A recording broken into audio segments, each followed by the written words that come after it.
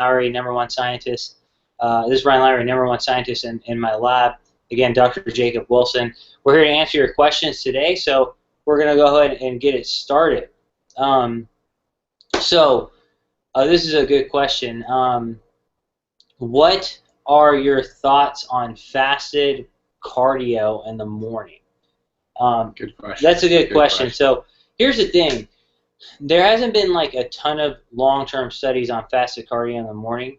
One scientist, his name was Trebelsky, in 2012 came along, and they took people who were doing the Ramadan fast, so they're not eating during the daytime, and they had one group where they basically did cardio at 2:30 in the afternoon, fasted, and they had a second group where they did cardio at 10:30 at night after they had eaten. And they found the only group that had lost fat was a group that did 2:30 in the afternoon fasted. Of course, there's problems with that because there's different times of day, diet wasn't controlled too well. And then the second one was by my good friend Dr. Brad Schoenfeld in 2014. And they basically took women, trained them for, I believe, 4 weeks, and essentially what they did was they had them do cardio in the morning. One group did it on an empty stomach and had a shake immediately after, a low-calorie shake, and one group had a low-calorie shake before. And then they did steady-state cardio, and they found they both actually lost fat, but there are no differences between conditions. So one study kind of shows it helps. One study showed it really didn't, but again, that was 4 weeks long, so we don't have a lot of long-term studies. One of the things I will say is this, is that oftentimes people will skip breakfast entirely, and really, if you look at Brad Schoenfeld's study, they didn't skip breakfast entirely. But if you were to do cardio and skip breakfast entirely and try to wait a few hours so you would lose more fat, I might be concerned because breakfast is an important meal, and I know Ryan Lowry's done a lot on breakfast. So what are your thoughts? Yeah, for sure. And actually, a lot of people who do skip breakfast seem to be hungrier, and they eat more throughout the day. And there was a study recently by Sasaki in 2014 who basically took people and they had subjects eat and then train, or train and then eat a large meal after. And basically they found that the subjects that ate their large meal and then trained after actually had lower fat than those who trained and then ate. So the timing of when you have these larger meals could have an impact on overall fat mass.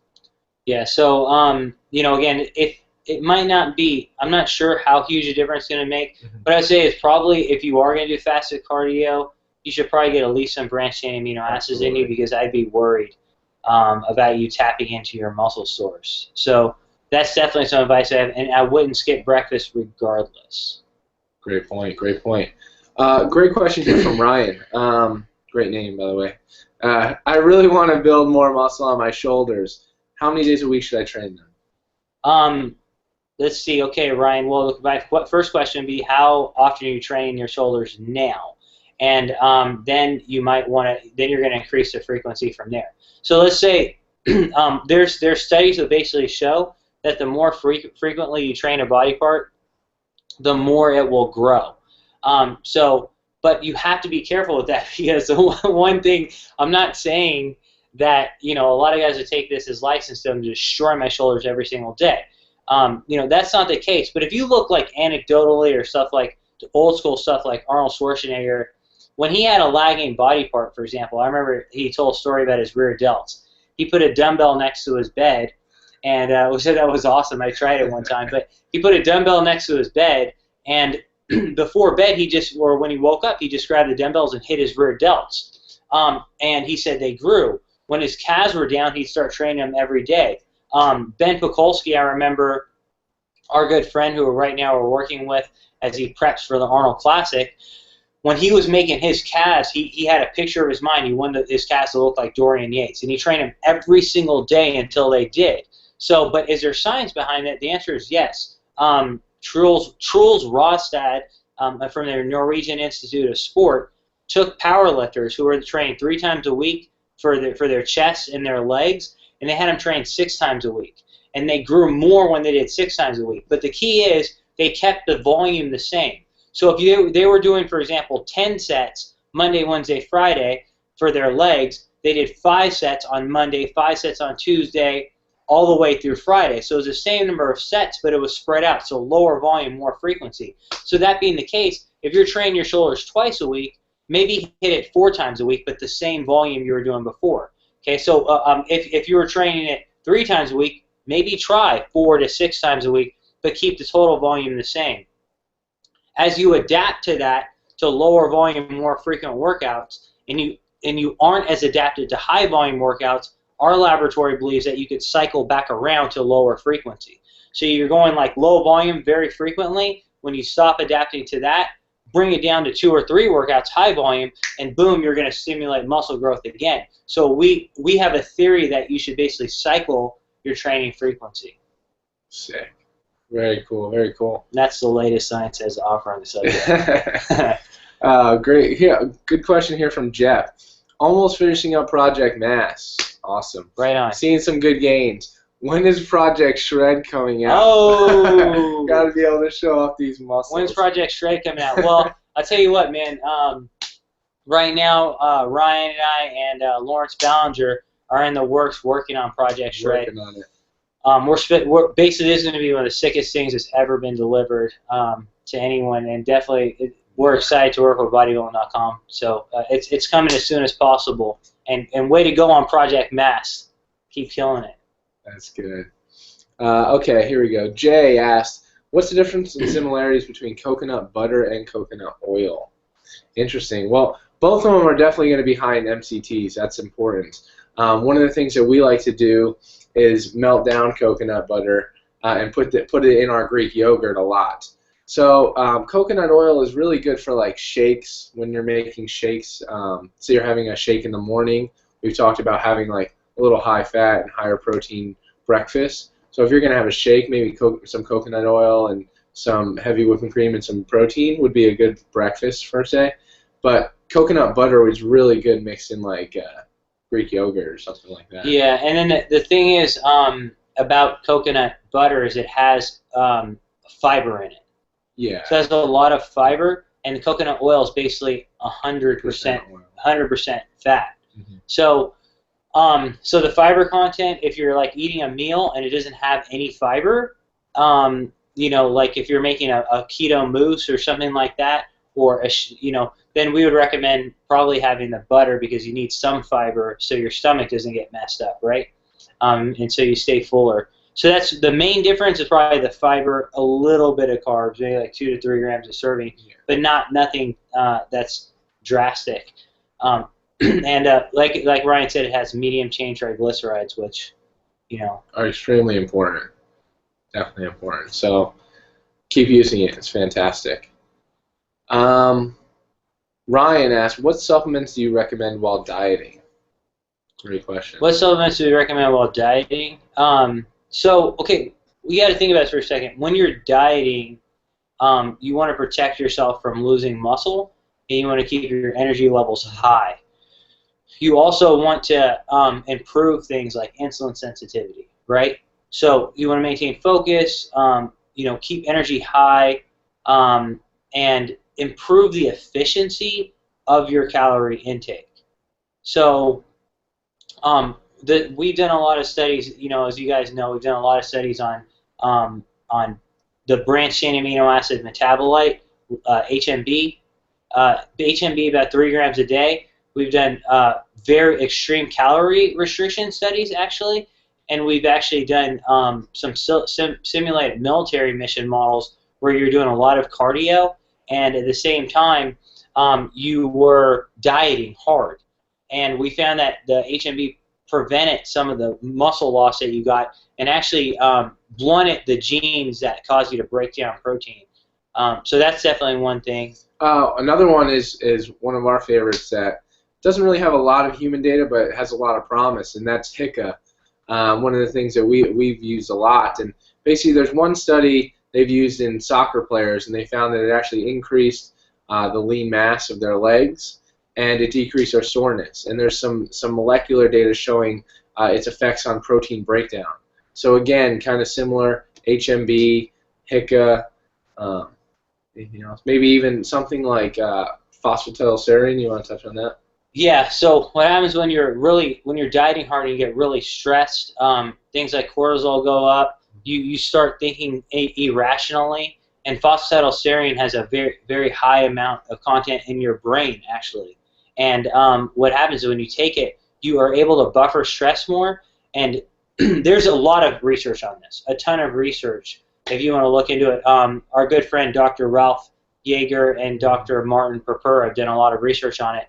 But even anecdotally, you know, as a professor and as a scientist, same thing with Ryan, you know, we're spending all day studying the science of bodybuilding and training, and we don't get a lot of sleep sometimes. You know, last week we were doing a bunch of experiments, and it's not good because we're going to talk about this probably later. But, you know, there are nights where we got 3 hours of sleep, you know, and you're stressed. And I can tell you when you take phosphatidylserine, you buffer that stress. And so I would definitely recommend about 300 milligrams a day. The average person usually gets about 100 to 125 from their food, especially if their diet's lower in fat. So yeah, definitely phosphatidylserine. Also, you want to increase your calorie efficiency. So things like whey protein are going to be very good as well. Mm-hmm. Great. So Eric asks, fat came off easy at first when there was more. How do you suggest attacking the latest stubborn bit on the lower belly / love handles? This is a great question, and it's always tough to when you come to a stall, say, in losing fat, and you're like, well, how do I keep losing? And one of the things that we tend to tell people is oftentimes when you're dieting down or you lose a lot of fat, something known as your NEAT, your non-exercise activity-induced thermogenesis, decreases typically. So consciously, you make an effort to try and increase that, and that can really help try and keep that fat off and even get that extra fat off. So doing things like when you go to the gym, park further away, taking the stairs, cleaning the house, right? Doing little things like that, standing, going for a walk in the middle of the day. All of these things are going to attribute to your metabolism, and after they accumulate over and over and over again, are going to have effects long term. Yeah, it's like this NEAT, non-exercise activity-induced thermogenesis. What happens is that you actually have in your brain, you have basically this thing called a NEAT meter, and NEAT is, if you look at people who are really lean, just watch them next time. If you see someone who's really lean and someone who tends to store a lot of fat, watch the lean person, and a lot of times they're fidgeting a lot. You know, they're kind of scratching their head, they're chewing gum, they can't sit still. One of the things that, you know, like if you look at like kids, you know, or adults from kids, you're like, oh man, when I was a kid, my metabolism was so high, right? Well, if you look kids, ask the kid to sit down, what are they going to do? They're going to be bouncing up and down. You know, they're going to be moving their hands around. They're doing this. They can't sit still. And what are we taught our whole lives in class? Oh, sit still, stay still, Johnny, or whatever. You know, don't move. Come on, sit still. Come on, be quiet. And now, as adults, we're, you know, just like that all day, and our NEAT is very low. So, like Ryan said, you want to do stuff like chewing gum, taking the stairs. Don't park right up front. What studies also show is that when you diet, your NEAT meter says, I need to conserve energy, and your fidgeting activity goes down. So what you want to do is you want to track your NEAT. You can get like a wristband or a pedometer that's tracking your steps, and try and make sure at the beginning of your diet period to the end that those steps are not decreasing, because that's a good indicator of your NEAT. So that's that for sure. Awesome.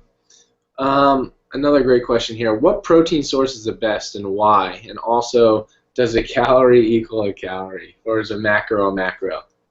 Okay. So what protein source is best and why? What do you think? I definitely say, as we've actually written a book chapter on this, definitely like milk-based proteins are going to be superior than plant-based proteins, and we've discussed this a lot. A lot of it's going to depend on the leucine content. We all know that leucine is really the trigger for muscle growth. Out of the 3 branched chain amino acids, leucine is the one that really triggers the response. And milk-based proteins such as whey, casein, though they're higher in leucine content than the other ones, such as like wheat or pea, for instance. Yeah, so you actually, and basically, so the higher leucine content, the better your body composition actually is going to be, which is really important. Which leads to the other part of the question was, is a macro a macro? Well, I mean that, if I just track my carbs or I just track my protein, does it matter from where it comes from? Well, let me say this. Your macros are very, very important, and it's very important to know, okay, I'm getting this much protein, I'm getting this much carbohydrates. But we do know that a macro is not a macro as far as body composition. So we know that, for example, whey protein will result in greater change in body composition than vegetable-based proteins. In fact, I had someone on the Bodybuilding.com forums ask me the other day, like, I'm working really hard, I'm giving everything I got, and I don't understand, I'm not making gains. Have I reached my genetic potential? And I said, well, what's your diet like? He goes, well, I'm a vegetarian. And the issue is protein quality, to be honest. You want to think the higher the protein quality, the better change that you get in body composition, the more muscle you have, the more of a thermic effect you have. So again, yes, a macro is not a macro. And if you are a vegetarian, that's completely fine. Then supplementation becomes extremely important because, like Dr. Wilson said, you're not getting that high quality source. So you would need to supplement with something like branched chain amino acids with your meals in order to hit that threshold that we're talking about. Yeah. So that's really important to keep in mind. Ryan Gomes kind of asked a similar question to before. Hey, Ryan, basically the question is, hit cardio first thing in the AM, better to do it fasted or high-fat breakfast? What I can say, Ryan, is one thing is breakfast becomes very important. So breakfast is essential, like we said, and if you were to have breakfast, probably your sort of a higher fat, like lower carb breakfast is ideal to program your metabolism. Ryan's been showing that a lot in our lab. Mm-hmm. And the fat content is probably going to be best to be medium chain triglyceride based. So again, like coconut oil, coconut butter. You could take MCTs, but if you do, just be real careful that you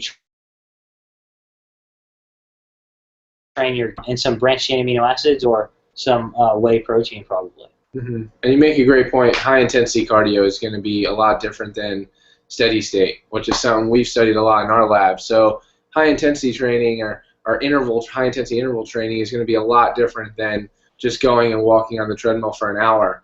And basically what we've shown in the past couple of years is that you actually see greater decrement or greater loss in fat with high intensity interval training than the steady state cardio that we typically see. So that's good. Keep doing the high intensity, man. Yeah, exactly. That's the point. So this is a good question. I like this question. How much muscle have you found in your studies that you will lose while in a cut? I.e., is it 1 pound per 10 pounds of fat? Jeff, let me say this. Jeff, to be honest with you, that is a really difficult question. And the answer is that it depends on your diet. Let me give you an example. So we just did a study where we had people, basically they lost, one group they both lost 6 pounds, about, maybe 7 pounds. And one group was basically, it was ketogenic dieting versus cyclic ketogenic dieting, okay? So in the ketogenic dieting group, you guys remember, ketogenic dieting, 75% of your diet is fat. 20% of your diet is protein. 5% is carbs. And it induces a state where your liver starts producing these ketones. And ketones spare your muscle. Okay, they spare your muscle, and they actually prevent leucine from being used as fuel. We had another group that did cyclic ketogenic dieting. So cyclic ketogenic dieting is basically you take the weekends and you carb up. So what happened was that the ketogenic dieting group lost 7 pounds of fat and no muscle at all, zero muscle. The cyclic ketogenic dieting group, they lost 7 pounds of mass, but about 4.5 to 5 of that was muscle. Wait a second. So one group carbed on the weekends, they lost like 4 to 5 pounds of muscle. The other group lost all fat. What was the difference between the two groups? The difference was blood ketone levels. Ketones spare muscle, okay? They prevent muscle from being lost. So why do I say this? One, your diet's going to make a difference. So in this case, these people, when they carved up on the weekends, their ketones lowered. Then they went on Monday back to ketogenic dieting, but they weren't adapted to using fat because they kept carving up on the weekends. So they didn't get into, they were only in ketosis for like 2 or 3 days a week, and they had very low ketones. But they had no carbs available to them to spare muscle, so they lost a bunch of muscle. Now, I say this, ketones are muscle sparing, but there's another way that people induce ketones. If you have a lot of body fat starting off, the more body fat you have starting off on your diet, the more ketones you're going to produce. You have a ton of fat to metabolize or burn. So what Forbes actually showed is that the higher your starting body fat, it's very hard to lose muscle if you have a lot of fat. You can actually diet very hard without losing muscle. The leaner you are, or the closer you come to your target goal, the more in danger you become of losing muscle. So if you start off at 22% body fat, you're not going to lose much muscle from 22 to 15%. You might lose 10 pounds and none of it be muscle if you're training hard and you're following a lot of the principles or the training programs that are on Bodybuilding.com. But as soon as you hit under 15%, you're like 12%, specifically even 10%. If you're dieting really hard and you're not protecting your muscle from muscle loss with things like branched-chain amino acids or HMB or a ketogenic diet, or high-quality protein or high-frequency training, you are in danger of losing a lot of muscle, to where if you lost 10 pounds, half of that could be muscle if you're not careful. So my advice is that as you get closer to reaching your goal, you need to take more and more precautions of sparing muscle tissue. So that's what I would say. Fantastic. No, that was awesome. Here's another one by Jesse. How important is sleep in my training regimen? This is, I mean, like Dr. Wilson mentioned before, unfortunately we don't get a lot of it, but it is extremely important. Extremely important. So we know that if you get like anywhere from like 4 to 6 hours of sleep per night, which isn't very good, you can actually have decreased insulin sensitivity, and your blood glucose levels could actually be higher. Well, they've actually done studies. Fortunately for us, they've done studies where like they've had people have like 4 to 6 hours of sleep for like 3 nights. Say you've had a really busy week, you've been cranking on some projects, you have stuff due for work. Well, they've done studies where people have a loss of sleep, and then on the weekend, say Sunday, they get 10 hours of sleep. Well, basically that 10 hours of sleep allowed them to recover per se their insulin sensitivity and allow them to get back to normal. So sleep is extremely important. It allows your body to recover, especially if you're increasing things like frequency, which we talked about, or increasing your training volume. Sleep is going to be just as important if you're looking to make adaptations. Yeah, so one of the things is we're interested in sleep, and admittedly I told you that this is an area that we have to work on. We're definitely workaholics here, but the thing is we've improved a lot on our sleep, but there's a lot of studies on it.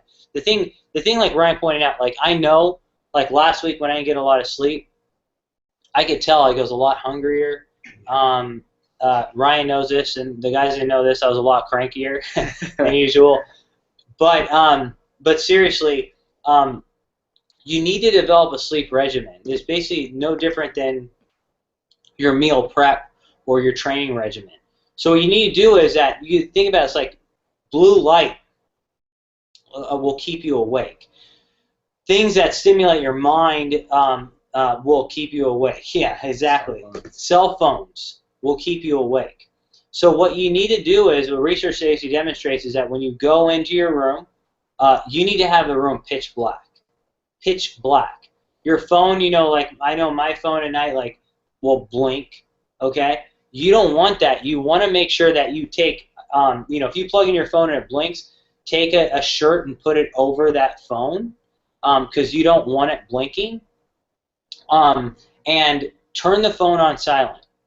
The other thing is, go ahead and put your alarm on. Don't in the middle of the night pick up your phone and go, oh, I wonder what time is it? It's time to get up. That will get your mind thinking right away.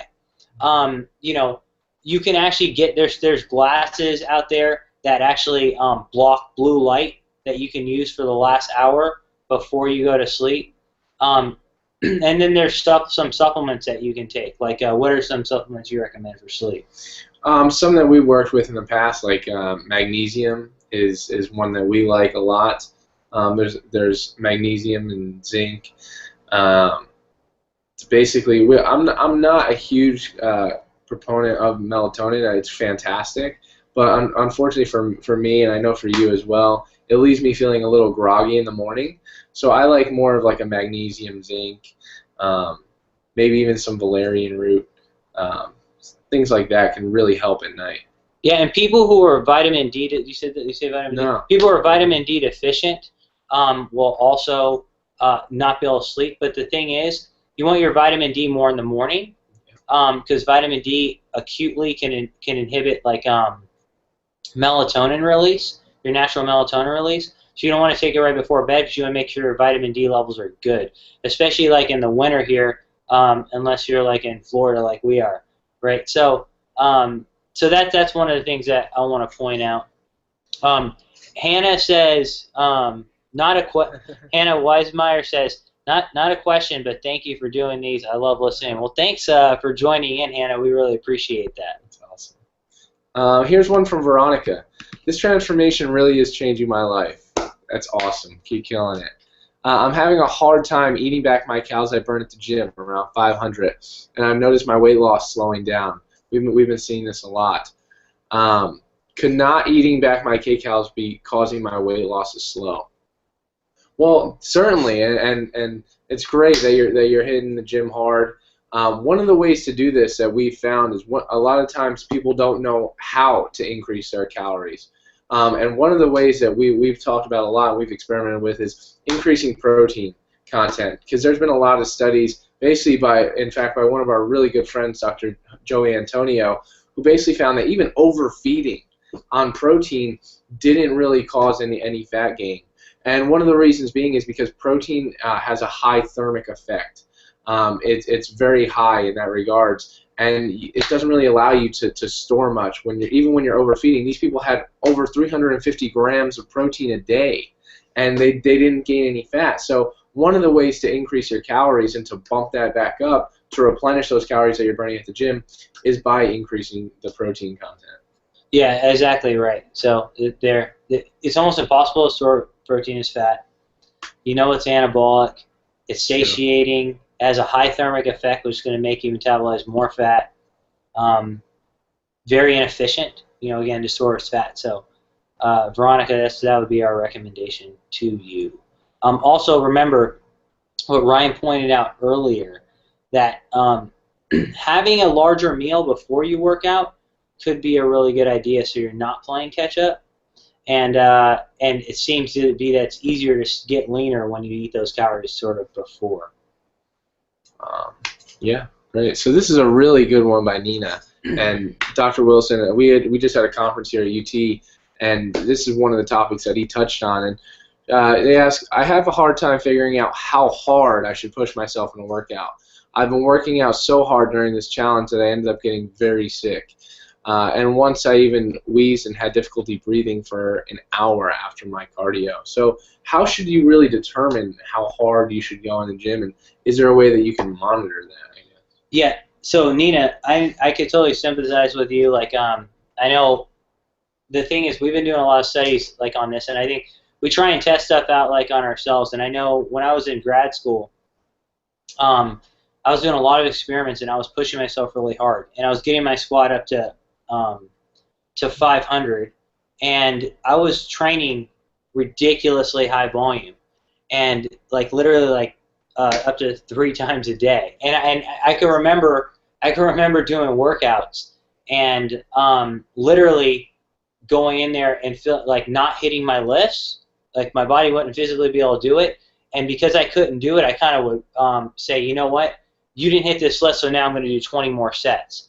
And it got to a point where I pushed myself so hard that I got ridiculous, like almost deathly sick, and it kind of led me to go, okay, just step back and kind of take more of a scientific approach and go, what's going on, and how can I help other athletes not go through what I went through?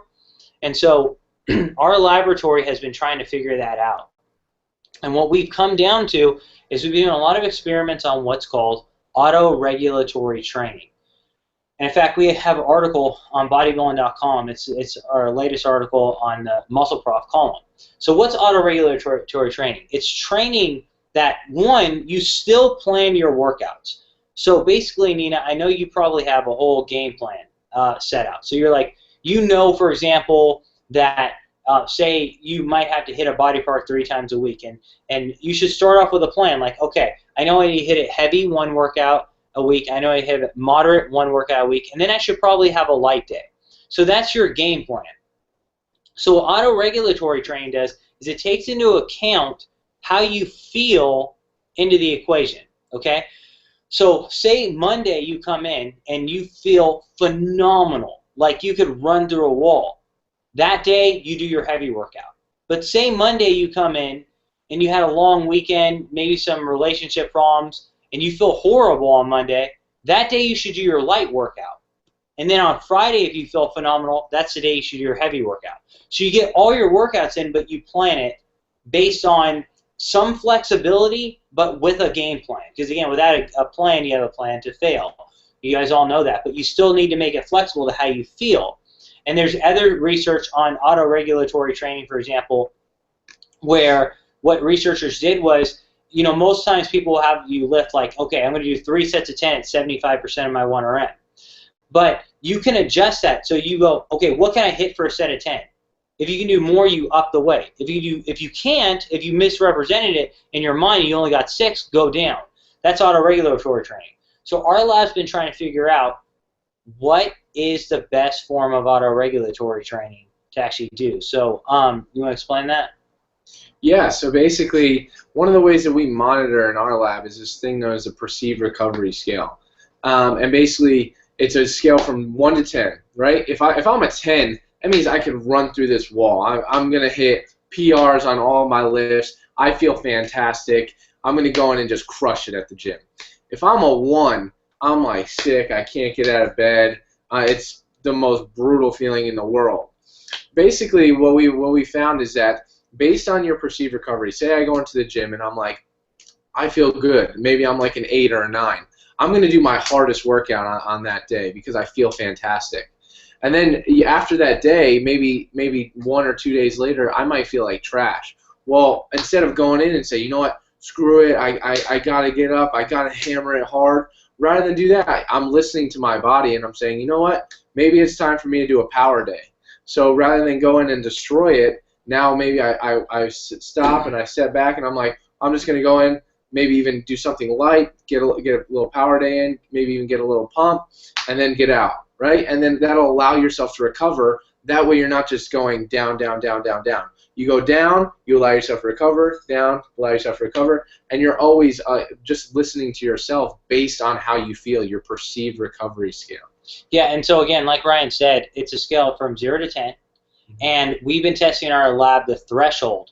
We've actually related the perceived recovery status scale. We've done really brutal protocols, which we're kind of famous for. We've made people lift 50,000 pounds in a single workout. We saw perceived recovery was related to free testosterone, direct markers of muscle damage, performance. And we recently did a study, okay? We took people and trained them insanely for 2 weeks. Like the type of training that you wake up in the morning and make most people like shiver, you know? And what we found is that individuals on their perceived recovery, when they didn't allow themselves to go below a 7 or a 7.5 actually in our study, by the end of the 2 weeks, we backed off training for 2 weeks. Those people jumped up in muscle mass and they jumped up in strength. People who fell to like a 5.5 or 6, those people went down in performance during the 2 weeks, and after we backed off for 2 weeks, they only recovered their strength and size. People who did kind of like I told you, I had done in grad school, when they allowed themselves to get down like a 3 or 4, they went down during the hard 2 weeks, and when we backed off training for 2 weeks, they didn't recover. So there seems to be a point of no return from not listening to your body. So what we suggest is that don't allow yourself to fall below like a 7. And if you find yourself multiple days hitting a 6 or a 5, you're hitting that point of no return. And what you need to do is taper for at least 1 to 2 weeks. And basically what a taper means is that you keep training this frequently, but you take all the sets you're doing and cut it down by 50 to up to 80%. So you keep training hard, but instead of doing 10 sets, for example, of legs, you might just do 3 hard sets per workout for a couple weeks. So that's our advice. Definitely. Great question here by Michael. I'm trying to gain some muscle by eating 6 meals a day, but sometimes can't always get my meals in depending on my work schedule. I was thinking about adding in a meal replacement shake. Is there anything I need to look out for when selecting? I'd say most importantly, we get this a lot. A lot of people are always trying to eat more meals, and they can't really figure out how to fit them in. Well, again, one of the things that we've talked about a lot, like for instance, like branched-chain amino acids, is going to be important. And to look out for that, I'd say anywhere from 2 to 3 grams of leucine is going to be important for triggering that response. Ideally, like 2.5 grams of leucine will maximize that response. And basically, look for that. And when you're buying a product, a lot of them have that. But make sure you have at least 2 to 3 grams of leucine in your product, in your in-between meal shake. Yeah. So, like Ryan said, you know, if you go to Bodybuilding.com, they have a lot of amino acid products. You get branched-chain amino acids. My brother, Dr. Gabe Wilson, did research where basically he found, and also another researcher, Dr. Douglas Patton Jones, found this, that basically, let's say you had 3 meals a day, and in between meals you had like branched-chain amino acids and like a granola bar, you'd reinstate protein synthesis. But if you went on, say, Bodybuilding.com, you found a meal replacement, make sure it has like at least 20 to 30 grams of protein in it, and probably, you know, and some complex carbs in there as well would be really good. You know, so that's definitely some advice. But again, you can either alternate your meals with branched-chain amino acids, or if you're dieting, or branched-chain if you're trying to gain mass, like if you're actually trying to gain mass or maintain lean mass, then I would say have some sort of energy source like a carb in there, like a granola bar with that, or just buy a full-out meal replacement that follows the criteria we just said. Great. Yeah, absolutely. Steve from New Jersey. Nice. It's my state. Can you provide some more examples of gaining and maintaining lean mass? I'm 125 pounds of 15% body fat. I'd like to reach 12% at 130 pounds. Is this realistic with only 6 weeks left in the challenge? This video rocks. Well, thanks, man. And what are your thoughts on that? Steven, so like Ryan said, he's from Jersey. My brother Gabe Wilson's in Jersey right now too. So, okay, here's the thing.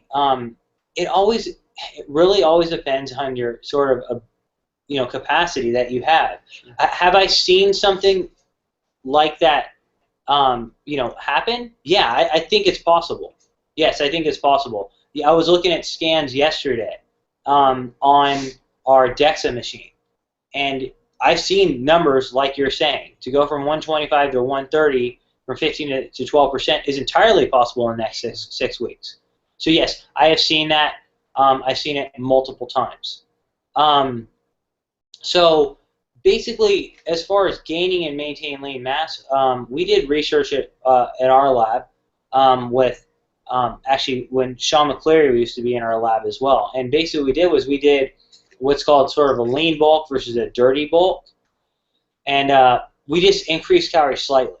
So if you increase your calories slightly, and mainly from protein, like maybe like increase your calories by 500, for example, and it's more higher protein content, you're going to have a hard time gaining fat, and you'll likely lose some body fat.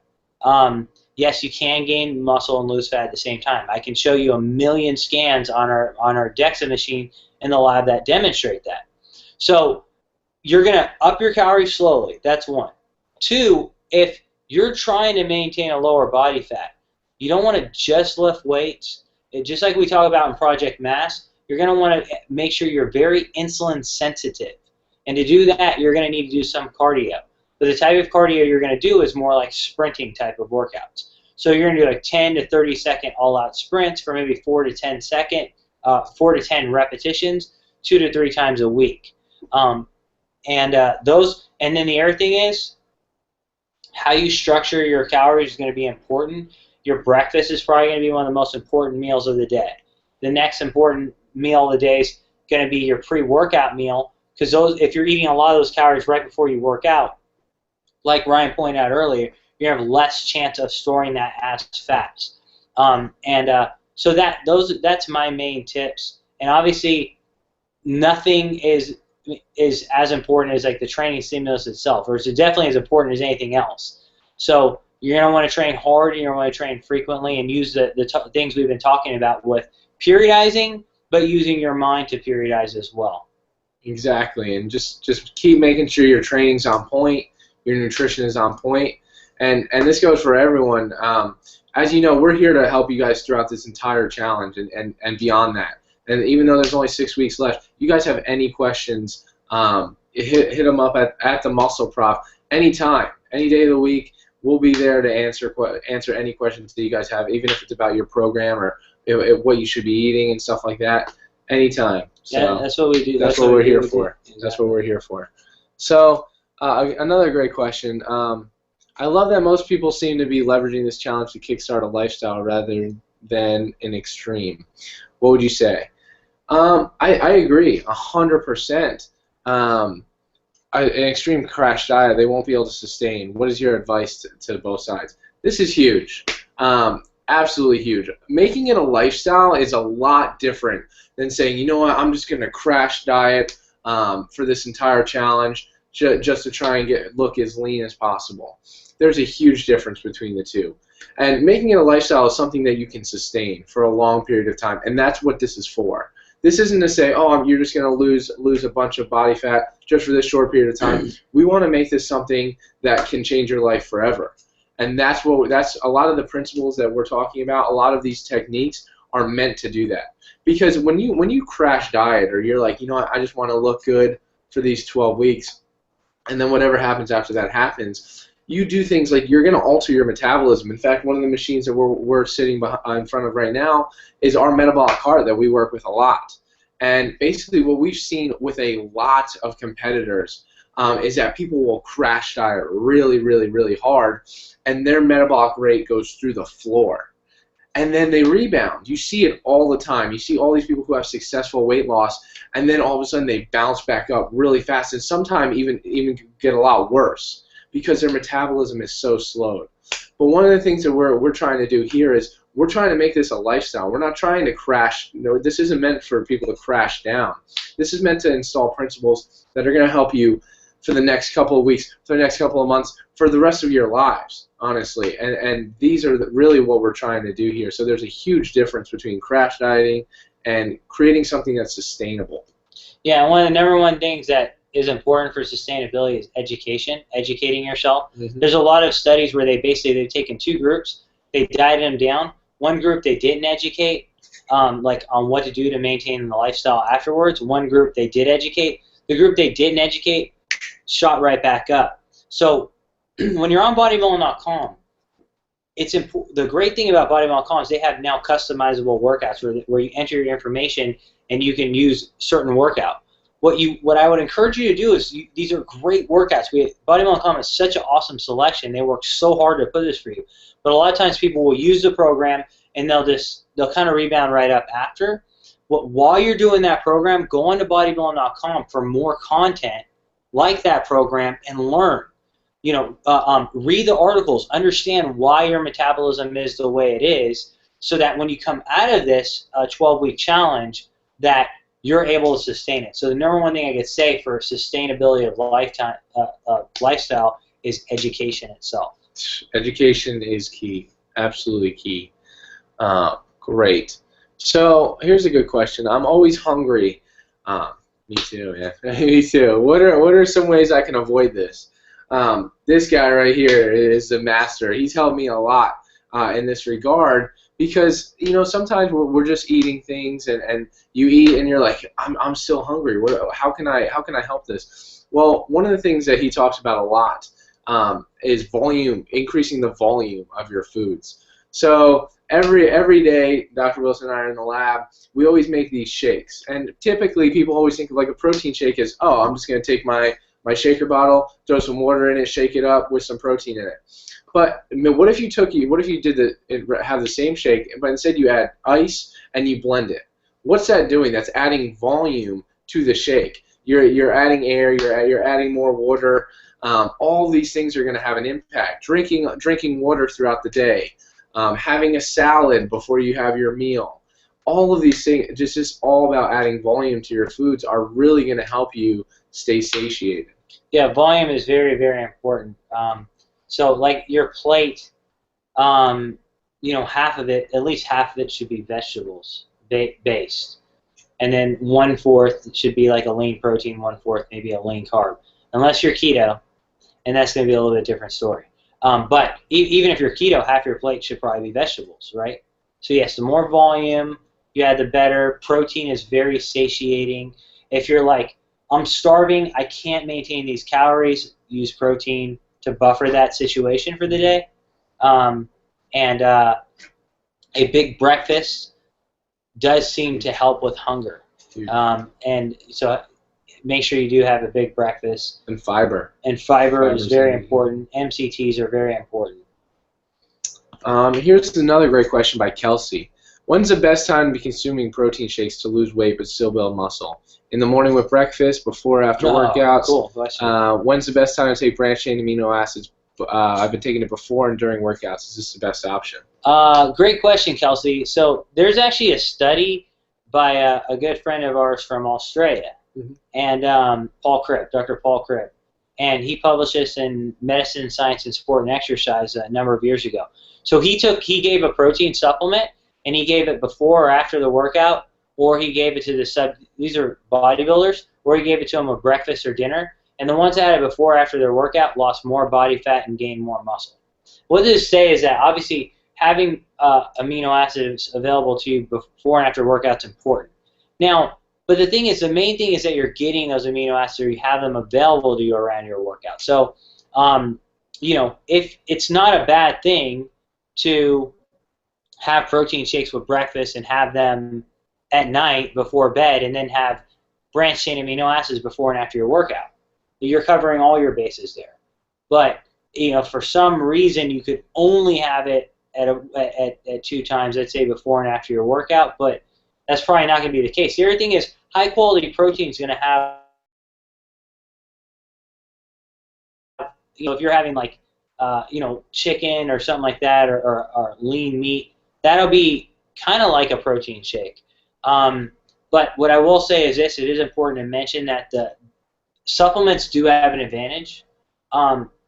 Basically, Pat and Jones showed that like a fast digesting, smaller calorie branched chain amino acids was actually more, it was like 220 calories. It was more anabolic than a big 800 calorie meal as far as protein synthesis, because the meal was so slowly digested.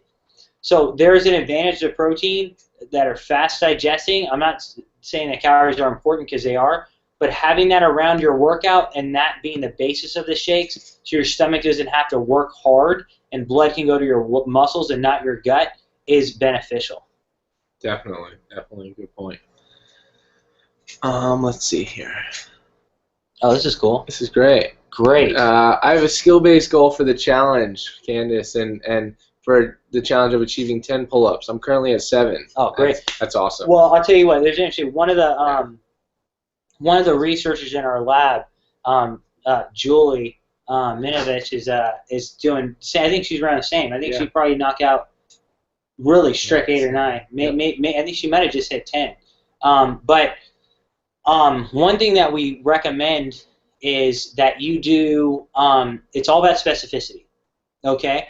So what happens is, and I know I don't want to sound like a broken record, but like one of the things my old mentor, Dr. Sawyer, said is like, if you want to be good at something, keep doing that something. That is true. But there is something to be said for variability. So you have it's kind of tricky because you have variation you need, but then you have specificity that you need. Okay, so number one thing is you are probably going to want to frequently do pull-ups. You could probably practice them every day.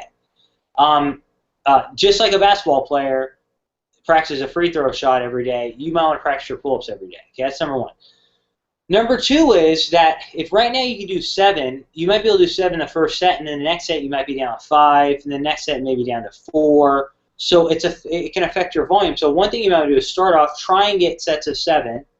But one thing we use is other people will go, I'm going to do lat pull-downs now, or I'm going to do the machine pull-ups. But that's not as natural as a normal pull-up. So the transfer is lower. So what do? There's one thing we do in our lab is we use resistance bands. So the bands they're long bands, and we use the bands you would put when you're doing squats to do bandit squats. But you put it on the top of the bar and put it down on your feet. Mm-hmm. So now when you're doing pull-ups, it's a very normal, regular range of motion. And so you're doing pull-ups with these bands, but it's not like a machine. You're using the same planes of motion. And now you can do, for example, you could have a high volume day where you're doing like 5 sets of 12. That should immediately skyrocket your pull-ups up. Mm-hmm. The other thing is to realize that we've done studies in our lab, myself and Ryan and Dr. Eduardo de Souza in our lab, where we found that variation of a movement results in greater adaptability than just doing the movement itself. So you can do wide grip pull-ups, you can do close grip pull-ups, you can do underhand pull-ups, you can do neutral pull-ups, and you should vary those on a day-to-day basis, and that should get your pull-ups to go up.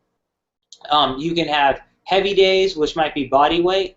You can have the higher volume days, which might be sets of 12 with 1 band. You can have really light high volume days, which might be 2 bands, where you're trying to get sets of 15. So alternate both the intensity or the weight from day 1, 2, and 3, and alternate the exercises every day as well. And your pull-ups should be like at 12 before no time.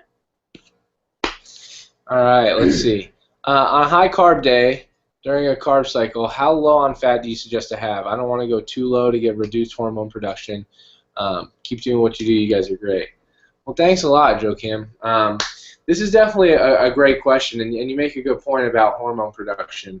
And the one thing I will say is that the timing of when the distribution is going to be important in these cases. So oftentimes people say, "Oh, I'm gonna just very high carb and have low fat." One of the most important things to consider, though, is when you have them.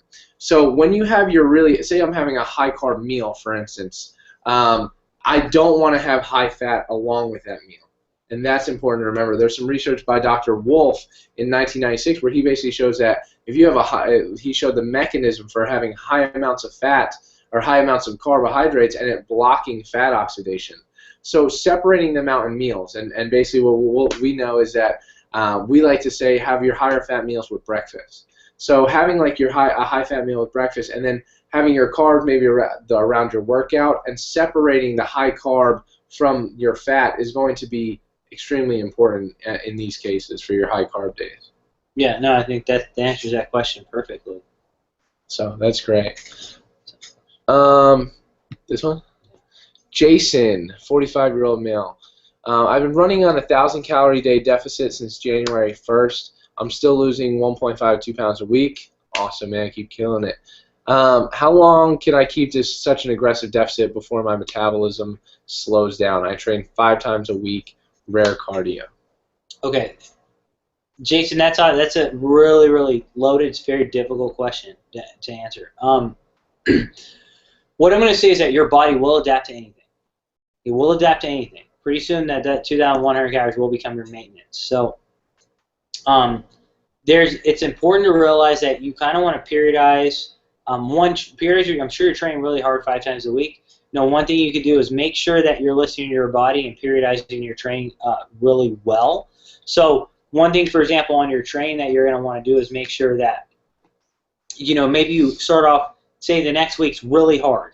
Then let's say you go a light week, a moderately hard week, a really hard week, and then you back off a light week. Because one thing is, if you're not overreaching too much, that should help your metabolism stay relatively high. The other thing is, it may help to not have 2,100 every single day. Be honest with you, we need a lot more calories on calorie cycling. We don't have that data.